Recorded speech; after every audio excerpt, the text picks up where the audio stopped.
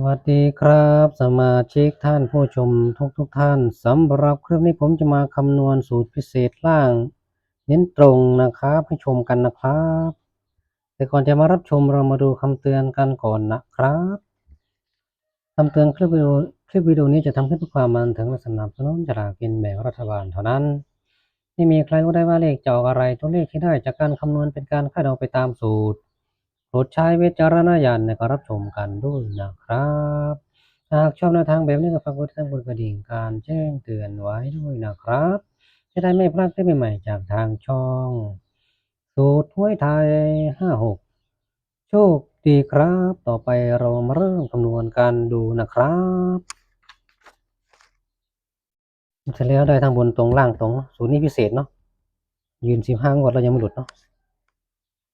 นี่พิเศษยืน15 งวดบนตรงแล้วก็ล่างตรงด้วยนะแต่ว่างวดนี้จะมาบนหรือล่างตรงหรือกลับไม่รู้แต่มันเป็นเน้นแค่ล่างแต่มันมาบนด้วยนะเรียกดูสถิติเนาะมีเลขอยู่ใน EP ที่11นะใครอยากเห็นก็ไปดูใน EP ที่11งวดที่แล้วได้นะมันจริงหรือเปล่านั่นเองครับ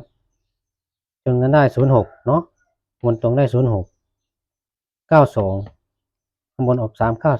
392ได้92แล้วก็ได้06เนาะทิ้งเราเน้นที่ล่างเนาะแถมบนมาด้วยนะนั่นเองนะครับนั่นเองเน้นที่ล่างแถมบนตรงมาด้วยฉะนั้นให้มันเป็นเด่นล่างรองบนนั่นเองนะครับเอาเป็นว่าเด่นล่างกันบนแล้วกันมันมาบนได้นะตามที่สังเกตเนาะมาบนได้ด้วยตัวนี้พิเศษเห็นกันอยู่ในพิธี11นะเมื่อทีเดียวนะไม่รู้ว่าจะได้บนหรือล่างวันนี้เนาะแต่เน้นไปที่ล่างเขาเป็นสูตรล่างแต่มันแถมบนเฉยๆนั่นเองนะครับมาคำนวณกันดูนะครับสูตรพิเศษคือคำนวณไปในตัวนะสูตรพิเศษคือการสอนคำนวณไปในตัวถ้ารู้จักที่คำนวณในสูตรพิเศษแล้วทุกสูตรก็จะคำนวณได้นะครับนั่นเองนะครับที่มาของสูตรเนาะ10 ล่างของเรานี่คือแม่สูตรใช้เลข7เป็นตัวตั้งเอา7อย่างนี้เนาะแสนคูณ4แสนคือ5 4 20 0ตัดออกไป100บนคือ3ถ้าได้0ตัดออกไปเลยเนาะ100บนคือ3แล้วก็10 ล่างคูณ6 10 ล่างคือ0ตัดออกไปเลย0อะไรก็ได้0นั่น101คือ2 2เอาไว้ตรงนี้แล้วก็11คือ4 4 2 8หน่วย1คือ3 3 3 9 102คือ0 0ก็ตัดออกไปหน่วย2คือ7นั่นเองจะได้ไม่เสียเวลาถึงหน้ากระดาษนั่นเอง7บวก3ได้10ตัดออกไปลองให้ได้0ตัดออกไปเนาะ7บวก8ไม่ใช่2บวก8ได้10ตัดออกไป9บวก7ได้6นั่นเองบวกโค้ด0 2 3 4 0 2 3 4นี่คือโค้ดเนาะ0 2 3 4 6บวก0ได้6 6บวก2ได้8 6บวก3ได้9 6บวก4ได้0 6 8 9 0นะครับได้6โอ้68นี่68เนาะ90นั่นเองนะครับลืมเขียนตรงนี้ไว้นี่หว่าลืมไป6 8 9 0นั่นเองนะครับเอามาดูหน่วยล่างกันนะครับหน่วยล่างก็คือสูตรนี้10 ล่างอะไร10 ล่าง2ไหม10 ล่าง1นี่คือ10 ล่าง1นะครับถ้าเป็น10 ล่าง2ก็จะเป็นใช้เลข2เป็นตัวตั้งบวกแสนแสนคือ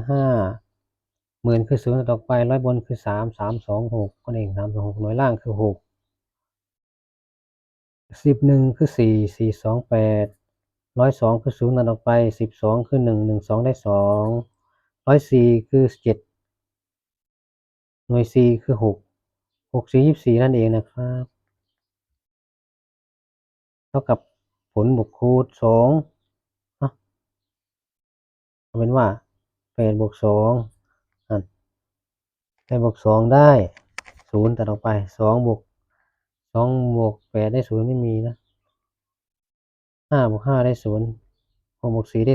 0ก็จะเป็น4บวก6ได้0เนาะ มันจะเหลือ2 บวก 5ได้7นะ6 บวก 7ได้3 7 บวก 3ได้0 0บวกอะไรก็ตัวนั้น0บวกโค้ด0 1 2 5 7ก็จะได้0 1 2 5 7เนาะก็จะได้0 1 2 5 7เหมือนเดิมเนาะ0บวกอะไรก็ได้ตัวนั้นนั่นเองเนาะ0 1 2 5 7จะเป็น0นานนี่จะเป็น1เนาะ1 2 5 7นั่นเองนะครับตัวชนก็คือ0เม็ดเดียวเสียวสุดเลยนะครับนี่เพราะว่าไปตามสูตรนี้นะ10ล่าง2สูตรชนกันที่0เนาะจะมาหรือเปล่าไม่รู้นะชนกันที่0ผมคิดว่ามันน่าจะมา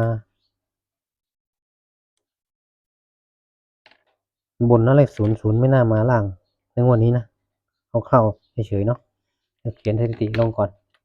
0ก็0 1 2 5 7 0 1 2 5 7นะชนที่0ตัวเดียวเนาะเอาไว้ชมกันแล้วงวดที่แล้วก็เข้าอยู่เนาะเข้า0ตำแหน่งนี้ของกาออกเลยมันไม่มาตั้ง15 งวดแล้วไม่น่าเชื่อจะมาวันที่16เนาะ0แล้วก็0นั่นเองชน10ล่างเข้าเนาะเข้าทั้ง2สูตรวันนี้ชนที่0จะมาไหมจะมาบนหรือมาล่างก็แสดงมาบนด้วยนะ9นั่นเองนะครับเรื่องมาบน9มันมาบนวันนี้ก็มาบนเหมือนกันนะ09วันนี้52มาหน่วยบนมันมาบนล่างได้เด้ไอ้สูตรพิเศษล่างแปลกมากเลยเอามาดูหลักหน่วยกันนะครับหน่วยกันก่อนเลยหลักหน่วยกันส่วนคำนวณสูตรพิเศษก็คือสูตรที่พิเศษสูตรพิเศษก็จะสอนคำนวณไปในตัวนั่นเองนะครับสำหรับช่องนี้วิธีการคำนวณเนาะหน่วยล่างครั้งที่1ใช้100บนคือ3บวกหน่วยบนคูณ2 2 2 4 11คูณ2 11คือ4 2 8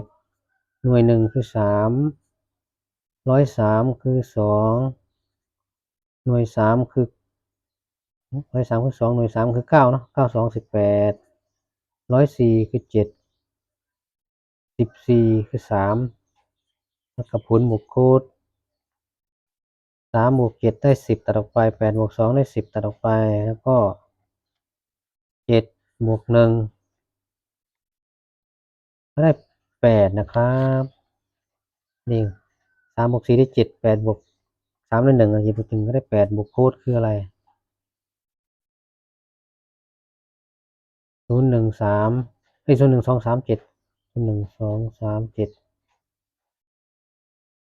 8บวก0ได้8 8บวก1ได้9 8บวก2ได้0 8บวก3ได้1 8บวก7ได้5ก็จะเป็น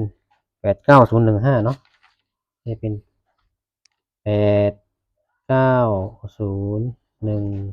นะสูตรแรกหรือหน่วยล่างสูตรแรกนะและสูตรที่2เนาะล่างในสูตรที่2ของเราใช้เลข4เป็นตัวตั้งบวกแสนคือ5หมื่นคูณ4ต่อไป0หมื่นเป็น0หน่วยบนคือ2 1หน่วย1คูณ4หน่วย1คือ3 3 4 12 102คือ0ต่อไปหน่วย2คือ7 14คือ3หน่วย4คือ9หน่วย4คือ6นั่นเองนะครับ4บวก6ได้10ตัดออกไป7บวก3ได้0ตัดออกไปเหลือ5บวก2บวก2ก็ได้9เนาะอันนี้5บวก2บวก2ก็ได้9 5บวก2มันได้7บวก2อีกก็เป็น9นั่นเองบวกโค้ดคือ0 0 2 5 6 7 0 2 5 6 7 9บวก0ได้9 9บวก2ได้1เนาะ9บวก5ได้4 9บวก6ได้5 9บวก7ได้6ก็จะเป็น9 1 4 5 6นั่นเองนะครับได้เป็น9 1 4 6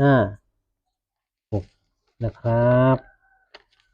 4 5 6นะครับจะเป็น8 9 0 1 5 9 1 4 5 6 9 1 4 5 6งวดที่แล้วออก06เนาะ96เนาะหน่วยล่าง6มาหน่วยบนด้วยวันนี้ชนที่915ชนที่915เนาะ915จะมาไหมตัวที่ชนเนาะ915เห็นแล้วเนาะ915ไม่มีการเสียเวลาเองนี่คือเราชนดักหน่วยล่างเนาะ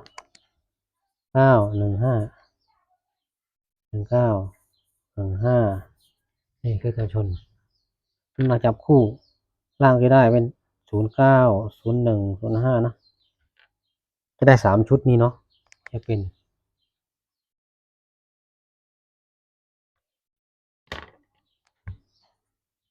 09 01 05นะครับ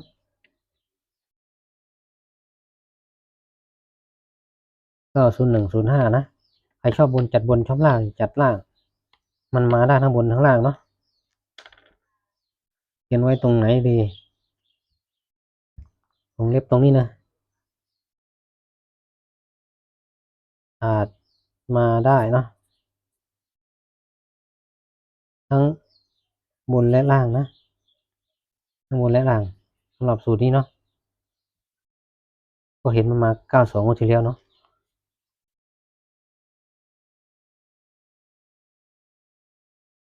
ในนี้เนาะ3ชุดนี้เนาะ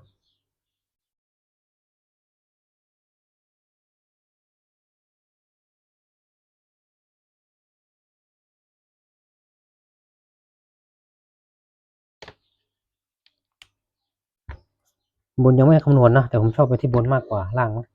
คำนวณล่างทั้งหมดแล้วเนาะแต่ยังพิจารณาจะลงคลิปอยู่เนาะพิจารณาลงทีละคลิปแต่ว่าคำนวณไว้หมดแล้วแต่พิจารณาแล้ว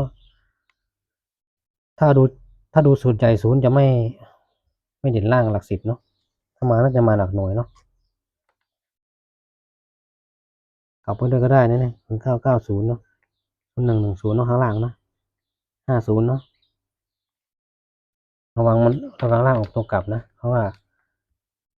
ถ้าประเทศก็สูตรใหญ่แล้วศูนย์เด่นหลัก10ออนหลักเด่นหลักหน่วยออนหลัก10นี่อันนี้กันล่างไว้ให้เนาะนี่นะครับ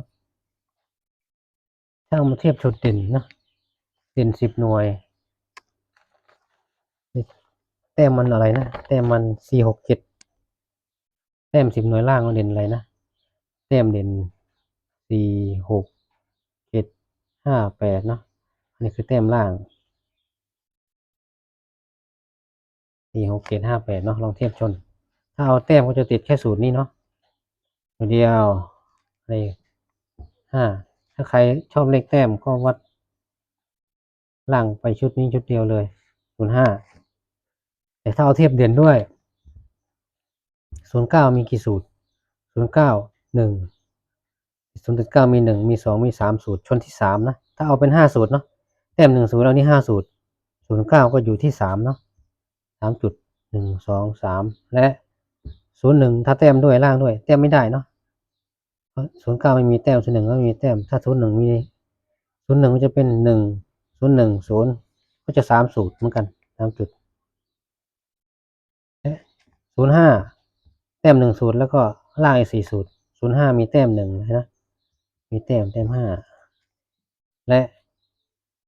ในนี้มี0กับ5มีแค่2สูตรนี้ก็จะเป็น3สูตรเหมือนกัน2สูตรชนแต้ม1สูตรชนเด่นอีก2สูตรอันนี้ชนเด่นอันนี้เด่น3สูตรเด่น3สูตรอันนี้แต้มแล้วก็เด่นนะใครชอบแบบไหนนะชน5สูตรชน3สูตรเท่ากันอะไรว่าไม่แยกไม่ได้แล้วว่าอันไหนเด่นอันไหนรองนะให้เป็นเด่นเท่ากันนะเด่นบนล่างงวดนี้เนาะเด่นล่างแถมบนงวดนี้เนาะเด่นล่างกันบนงวดนี้เนาะเด่นล่างกันบนแล้วกันตัวนี้เนาะ ให้เป็นเหรียญล่างเนาะกันบนงวดที่แล้วมันมาบนด้วยเด้เข้า01 09 05นะใครชอบ0จัดไปแต่ผมชอบแค่หลักหน่วยนะล่างผมชอบหลักหน่วยมากเลยชอบหลักหน่วยเนาะอันนี้เอาไว้ที่บนมากกว่าล่างเนี่ยผมจะเลือกใช้หลักหน่วยมากกว่านะงวดนี้นะถ้าใครไม่ดูสูตรอื่นนะใครอยากวัดดวงสูตรนี้ที่ยังไม่เคยหลุดก็จัดไป3ชุดนี้09 01 05นะครับตามใจชอบในงวดนี้เป็น EP ที่สูตรนี้เป็น EP ที่3แล้วเนาะคลิปนี้เนาะถ้าไม่ทันคลิปอื่นเห็นคลิปแต้มคลิปเด่นก็ให้กดที่ชื่อช่องสูตรห้วยไทย56นะครับแล้วกดคำว่าวิดีโอ1ครั้งก็จะยังคลิปทั้งหมดไม่ตกข่าวนะครับมีรายซื้อเลือกใช้ชมกันนะครับงวดที่แล้วก็ได้06กับ92นะครับมาทั้งบนทั้งล่างเป็นสูตรล่างนะแต่แถมบนสำหรับคลิปนี้ก็ให้เพียงแค่นี้ก่อนนะครับขอให้สมาชิกท่านผู้ชมทุกท่านจงโชคดีครับ